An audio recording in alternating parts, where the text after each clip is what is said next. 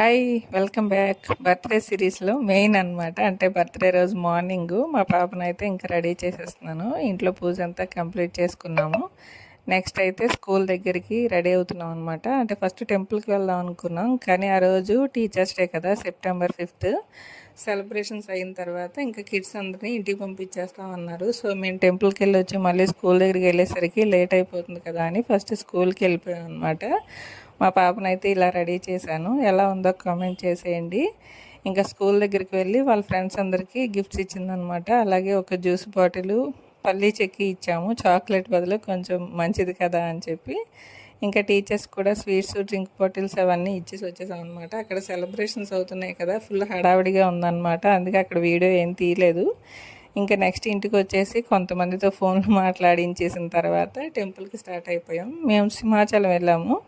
అందుకే morning first స్కూల్కి వెళ్ళిపోయాం అనమాట. సింహాచలంలో మనకి ఎలా అయినా కొంచెం టైం పట్టేస్తుంది కదా దర్శనం అదంతా అయ్యేసరికి. ఇంకా సింహాచలం దగ్గరికి వెళ్ళాం అనమాట. వెళ్ళేటప్పుడు ఫుల్ ఎండగా ఉంది.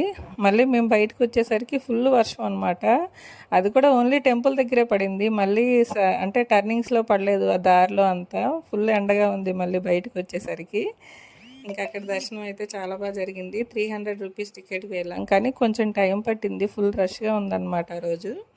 ఇంకా అక్కడ దర్శనం అయిపోయిన తర్వాత మళ్ళీ ఇంటికి వెళ్ళి కొంచెం ఫ్రెష్ అయ్యి ఈవినింగ్ అయితే డాన్స్ క్లాస్ దగ్గర తీసుకొచ్చాను. డాన్స్ క్లాస్ దగ్గర కూడా కేక్ కట్ చేయించాము. అంటే మిడ్ నైట్ కేక్ కటింగ్ అదంతా ఏం చేయించలేదు. తనకి ముందు రోజు కొంచెం ఫీవరిష్గా అలా ఉందన్నమాట, జలుబు చేసి. అందుకే తొందరగా పడుకోబెట్టేశాను. ఇంకా నైట్ లేపలేదన్నమాట.